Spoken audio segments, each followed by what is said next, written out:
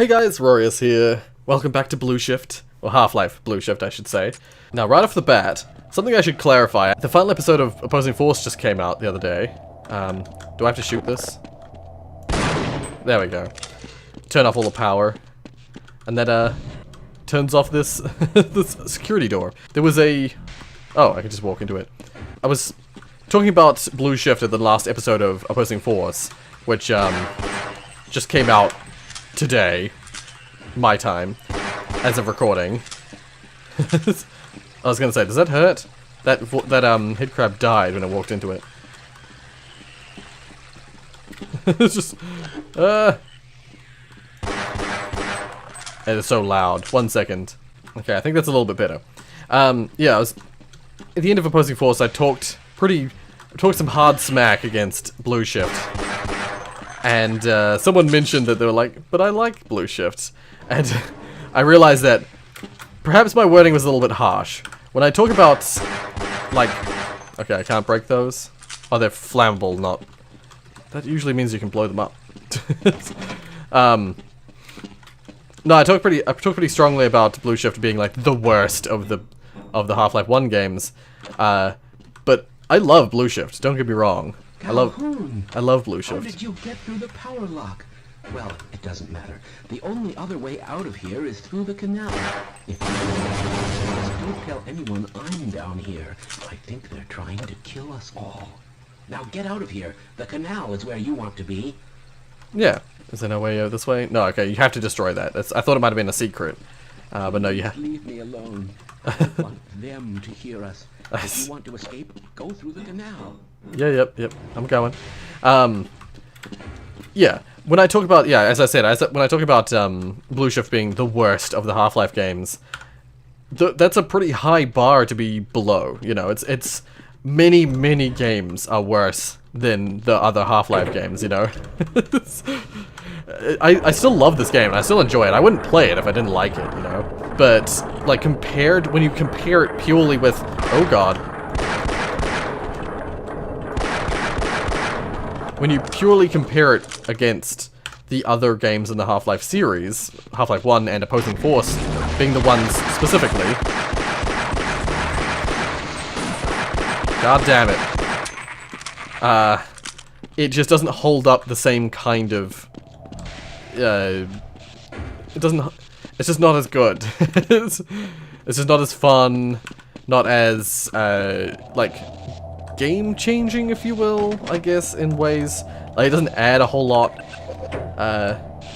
It's just more Half-Life 1, really. That's what it's like. But I also will say that you don't get a lot in this campaign. Like, you don't get a lot of the weapons you got in Half-Life 1. And so, a lot of the weapons you do get are the pretty generic weapons. And so, generally speaking, like, while some of the narrative stuff's cool, it just feels way less satisfying to play. In my opinion. That's mostly in my opinion. I think a lot of people share that sentiment though. But enough about that. Let's focus on what we're doing. Oh god. Yeah. One of the other things that makes this, like, it's more challenging. It makes it more challenging, but I also feel like it makes it less satisfying is that you, as I was saying before, you only get sort of the standard weapons. And you don't get standard weapons for a long time. Like, it takes a while before you get the shotgun, for instance, if I'm not mistaken. So, it feels like you're running off of very low amounts of equipment, which in some ways is good. Like, it adds to the sort of horror, I guess, of trying to survive in this place, because you don't get weapons really quick. That's actually something that's probably the downside of Opposing Force, is that you get stuff really fast in that. You get, like, all the weapons really quick. Which is probably to its detriment, because it makes it feel less like you're actually surviving. Is that one just... Oh, no, I need that one too, I think.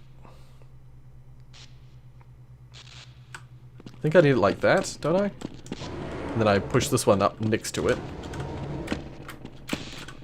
And then... there we go. Yeah. And this is the thing, is that while I say all those things about Blue Shift, I will say that the actual narrative aspects of this game are pretty satisfying. So yeah, trying to battle freaking Vortigaunts with a pistol. I hate it. But I believe you have to do that in Half-Life 1, originally. It just makes it real daunting. And it's daunting like that for a long time, if I'm not mistaken.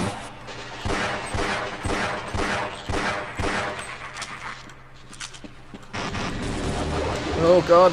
Ow.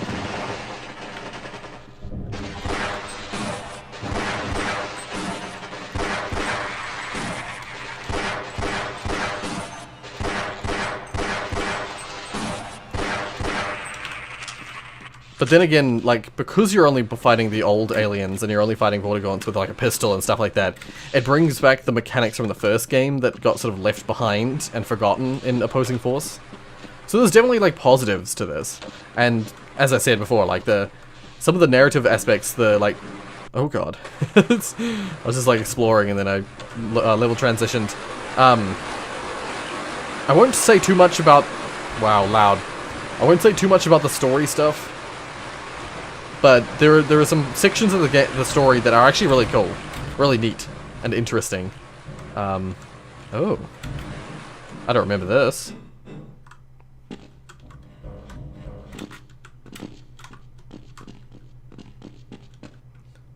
Wait, is that backwards? Did I just go backwards? No, I found another level. I might have missed some resources. Oh well.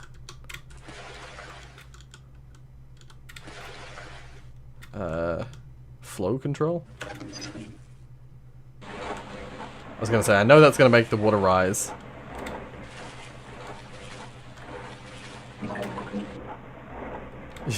Yeah, the barnacles don't care about the water. Their tongue's going right down. Yes, shotgun. Okay, you get shotgun sooner than I thought. Oh god.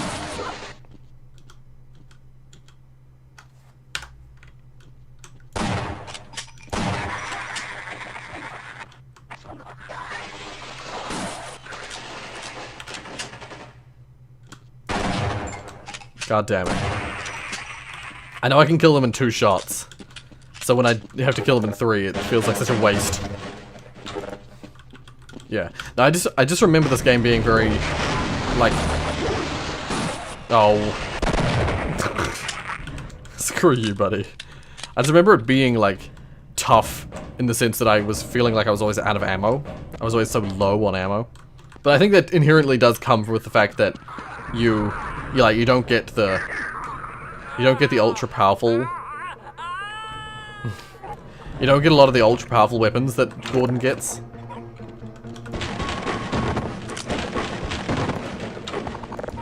It's weird. Like in that little section there, I'm weirdly well lit. Why? I also don't remember this game as well as the other ones, to be fair.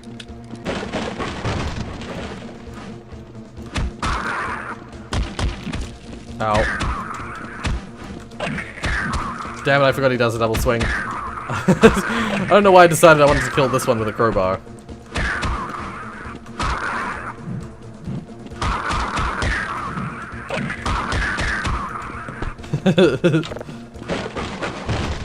Alright.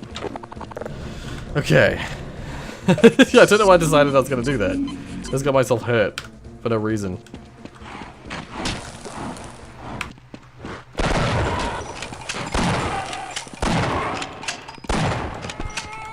Damn right.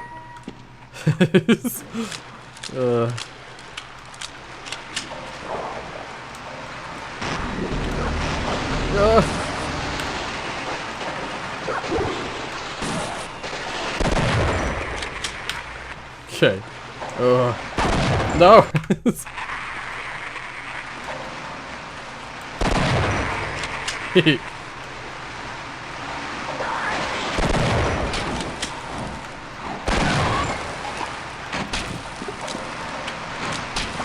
What I do also like about this is that you're seeing the story from Barney's perspective, and like the idea that this explains a lot of why Barney has the prejudices that he has against aliens in Half-Life 2. And it's interesting, it's fascinating to me because Valve was sort of Valve are sort of all over the place when it comes to what they decided to keep in from the expansion packs and what they didn't. Because as far as I know, Barney has always, like, the security guard was always known as Barney ever since the early days of Half-Life 1. But he wasn't known as Calhoun, Barney Calhoun, until this expansion came out. Gearbox basically gave Barney a surname. I think? I mean, I could be mistaken about that, but that's how I understood it. But then, and so that like remained in Half-Life 2. He was named Barney Calhoun. But then, like, you never hear about the other NPC guy in this game again from Barney, even though he survives Black Mesa like Barney does. Yeah, there's some stuff they decided to keep in from the DLC stuff, and some stuff that I decided to, like, just ignore or let go of. And it's seemingly fairly random. Keep explosive material out of canal. Hint hint, nudge nudge. Do I have to go down there yet? Or can I do something down here? There's no buttons. I can't see any buttons. I must have to jump down. Let's not go into the grinder thingy. Into the giant, crusher.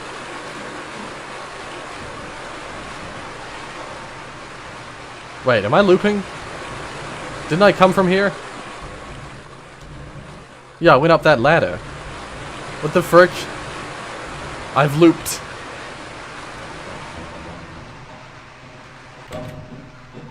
It's weird.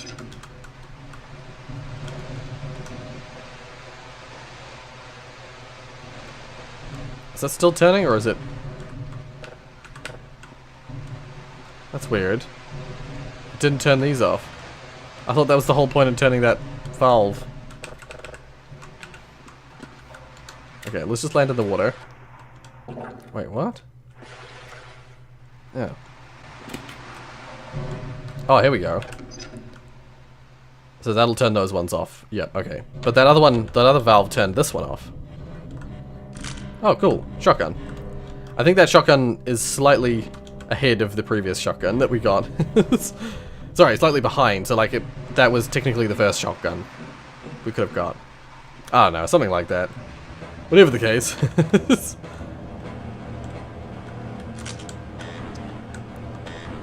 Oh, I can't use HEV. I was like, oh, HEV, perfect. I can't use HEV. Yeah, this is a little, like, elevator. And of course, Vortigaunts come down on it.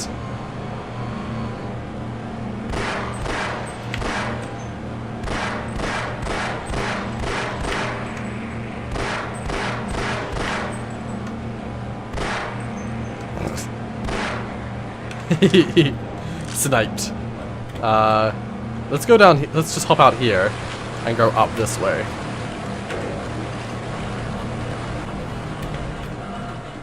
I don't know what it is with Gearbox at this time and making areas that are just so ridiculously loud. Oh my god, what the hell? Source physics. Yeah, so you push the explosive down into the area below.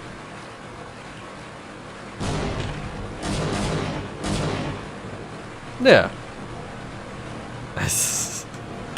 Waste, crushing, and disposal. Yeah, you destroy the crusher. Ow. How about no? Destroy the crusher, and it's you can pass through. And there's some soldiers. Yeah, why are we on He just disposal? threw Otis. Just because Shepard's team didn't make it, we have to do the crap jobs. Let's go. I can't hit them? No. Well, yeah, so they mentioned Shepard. Those little references to previous games. What I find interesting... Oh, we're in the next chapter. I think it said Captive Flight? Captive Freight, my bad. That's what I find interesting, is that Gearbox had made Opposing Force, and they had made this whole... that added this whole Race X. I didn't mention it in the episode last time, but all of the new aliens were part of a new breed of alien that they're referring to as Race X. Oh god. And... Oh, I thought we got grenades for a minute there. And like the gene worm was like a member of that race X. The last boss was like one of the members of that race X.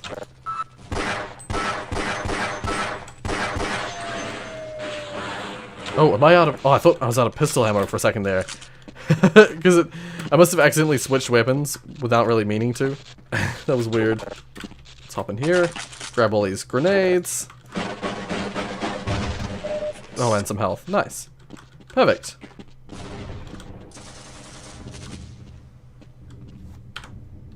Just F6 it right there. Yeah, but then they didn't, despite this coming out after Opposing Force, they didn't bring up any of that stuff. They didn't bring up any of the new alien stuff. Which, I mean, makes it... The lights turning on make a click noise. It makes it easier to explain, or, you know, put this into the canon of Half-Life 1. Or of the Half-Life series. But it's weird that they wouldn't talk about or mention their own work, you know? Let's just open this up. That opens that. But what's over this way? Probably nothing, but... Nope. There are soldiers. And they close the path off, which is... That's fine. That's fine. I don't know why they're afraid of me. I'm not on their watch list. Oh, shit.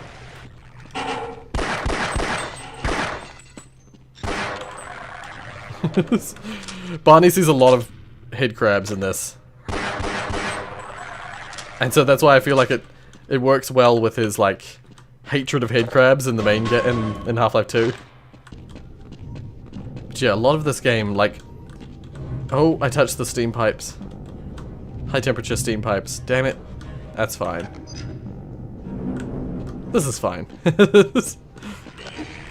Oh, dodged ya.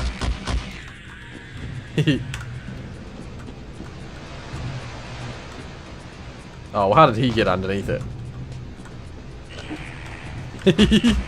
Dodge. Is there a valve that I missed back here? Do I just have to tank it? Or can I avoid it somehow? Oh. I avoided it. There we go. Close off the pipes. Why, thank you. Your cooperation is appreciated.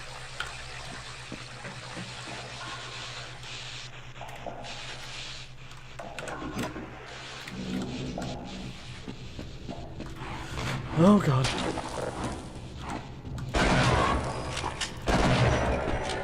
Oh. Yeah, so, like I was saying before, Half-Life 1 I remember... Oh god. Half-Life 1 I almost remember beat for beat, like the whole game. Opposing Force, there's a lot of stuff that I forget exists in that game. And in this one, and there are some things that I remember being more intense than they actually are. Just because of either the way I played it back in the day or whatever, some nostalgia-related, rose-tinted glasses type situation.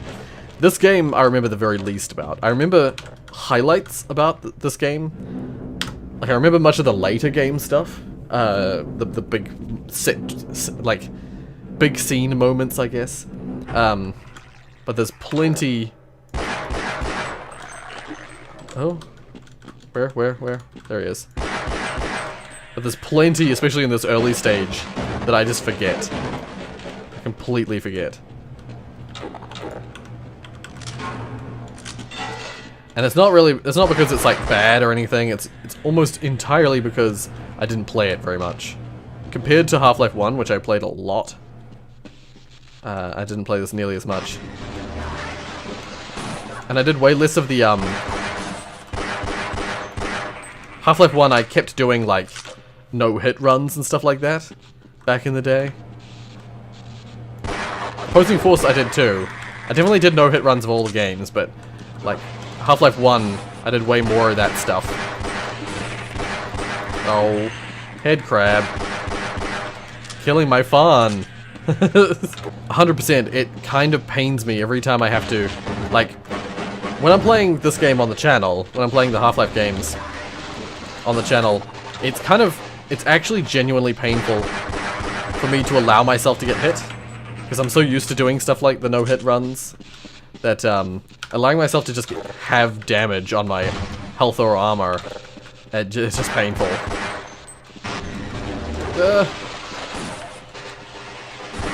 Ow.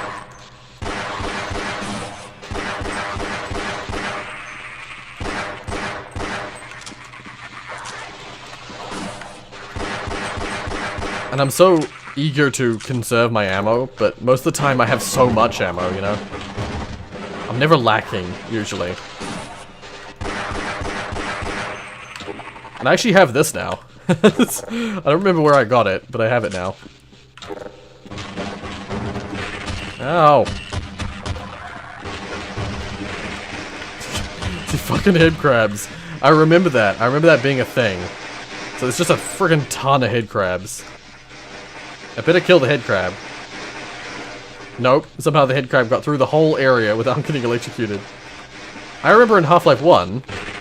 Oh my god. A head crab did something a lot similar and got zapped. Gearbox didn't have the same kind of sense of, like, showing the player before they get to something. I mean, it's fairly cliche, but at the time, it was fairly new. Making the player understand the situation by making an enemy put themselves in that situation and then immediately die, so that you don't immediately die. Oh my god, again! Every time! I don't remember how you get around this. I'm pretty sure if I try and crawl through like that head crab did. Oh! Maybe they were showing you something. You can't just crawl through there.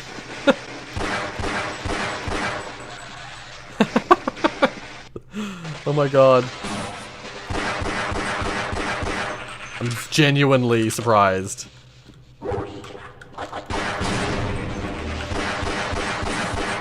God damn it.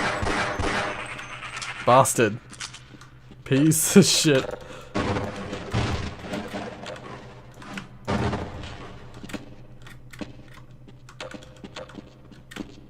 Oh, I need a box. Please tell me. I was gonna say, I was just thinking about the fact that it's like, good game design will never allow you to trap yourself by allowing you to destroy boxes that you actually need to have. I don't know why that thought crossed my head, because it was just perfect timing.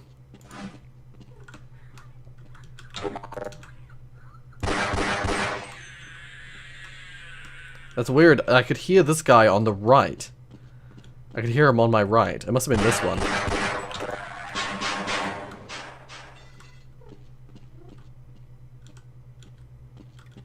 Okay, let's go this way first. Oh, I should have known. I should have known. There's nothing even down here. God damn it.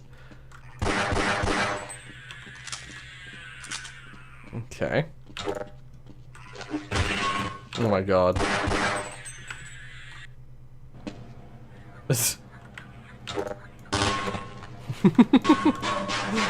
Okay, let's quick save it again. I could hear another head crab, but I wasn't sure if it was just the same head crab that was already dead, but making a noise. Stuff like that sometimes happens. Okay. Nothing out here? Not immediately. Oh. Soldiers. Let's not go that way just yet. What's down here first? Oh, ammo and armor. Yeah, so to get armor you have to get these helmets and like your vests and stuff. I love it. I think it's great. That is one of the things that's one of the genuinely unique things about this, is that it changes the armor from being power-based to being like equipment-based, basically. But it still functions like power. It still just has a number that you get over time.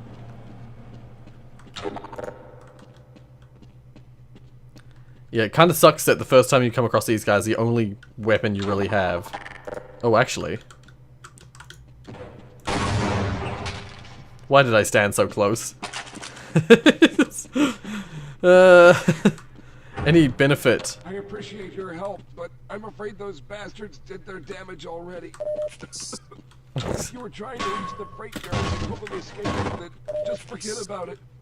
The military is rounding up everyone and everything they can find, and either killing them or bringing them up here for questioning. A colleague and I came up with our own plan for escape, and we were on our way to one of the old prototype labs when we ran into them. But listen to me. If you still want to get out of here alive, your only hope may be to find my friend.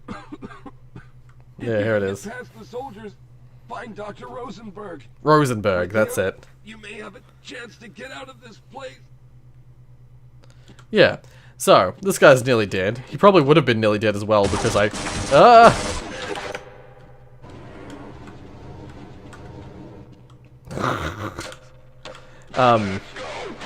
He now can't get in.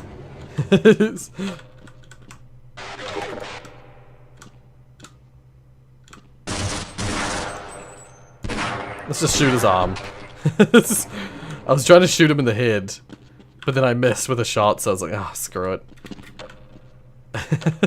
So he mentions Dr. Rosenberg, and Rosenberg becomes like the primary focus of the rest of this game. I remember this because it's so weird. Like, I don't know if... Can I do it now? Yeah. Prototype labs, high security access required.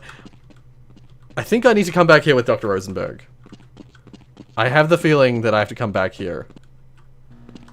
But first, I have to go out and save him.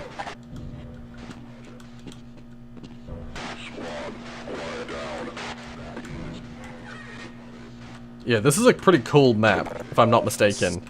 Sorry, I went real quiet there because I was like, went super focus.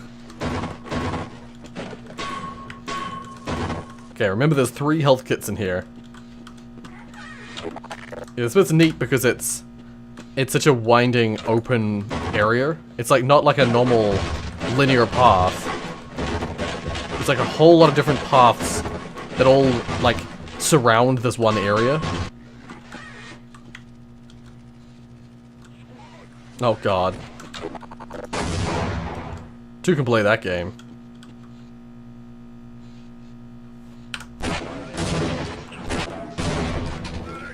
He's the one who throws grenades, so.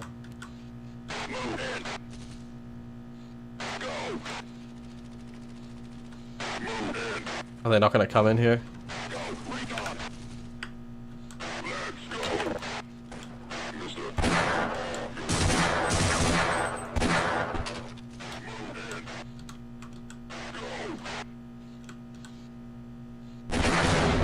Okay, that guy also shoots bombs.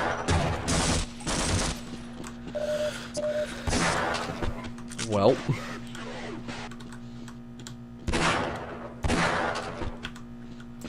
Ouch. I got a grenade to the face. Okay, let's just keep this out. Yeah. If I'm not mistaken, I mean, there's more soldiers where that came from. But, that is the majority of the soldiers in this area. They were doing something here with the scientist vehicles.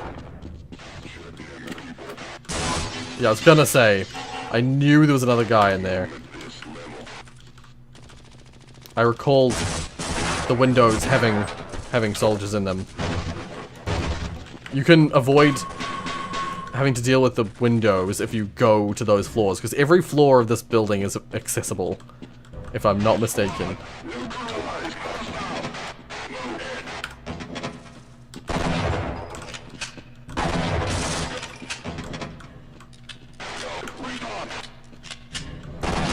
Shit, he had a shotgun himself. Oh, what the... That was weird. Come at me, bruh. Ow! No. Okay.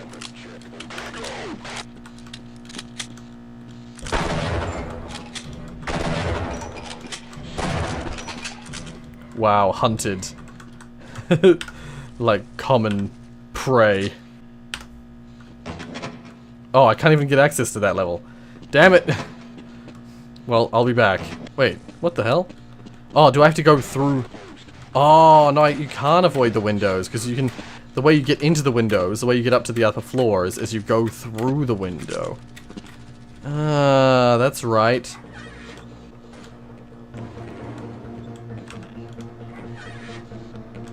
Yeah, I believe. Oh, God. Oh. I was gonna say, it leads back to the staircase. At some point. Oh, how do I get access to that? Security locker. Oh, this is just a...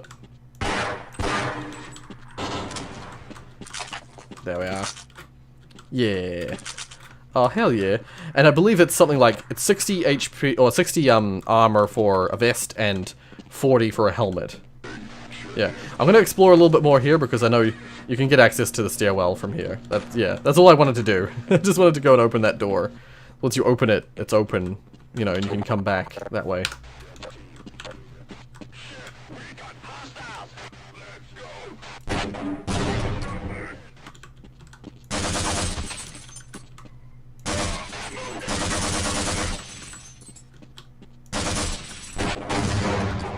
Oh my god, he did.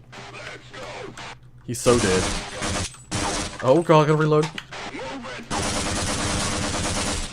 Ah! Bastard. Ow! Stop it. Oh god. I was gonna say, don't let him target me. As soon as they target you, they like have fucking precision aiming. Ugh.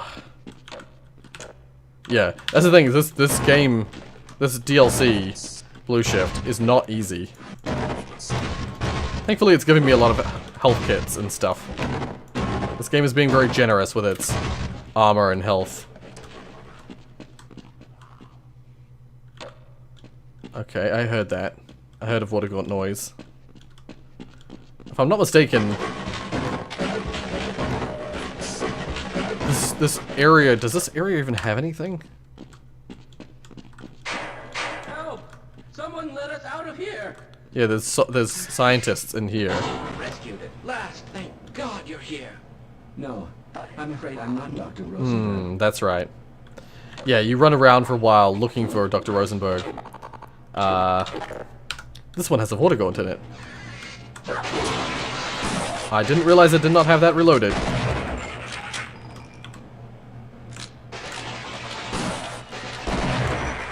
And they have like Vortigaunts on ice and stuff like that. I think it's just 2 Vortigaunts, yeah. It's a cooling truck. They just stuck them in the freezer. Not cool. Knowing now what Vortigaunts are like, that's so not cool. Ow. Oh my god. Yeah, I knew that wasn't gonna end well. Oh, what the frick? I was... it wouldn't frickin' let me prepare for the encounter.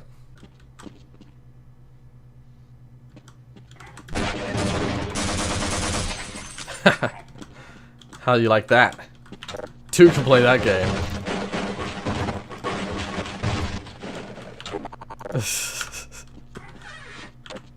Those bastards. Yeah, okay. This whole area is such a maze. In fact, because of that, because it's such a maze, I might leave this here. I know we haven't reached the next chapter yet, but this chapter is such a big chapter. I believe it starts from, like, when it started, like, 20 minutes into this episode or whatever.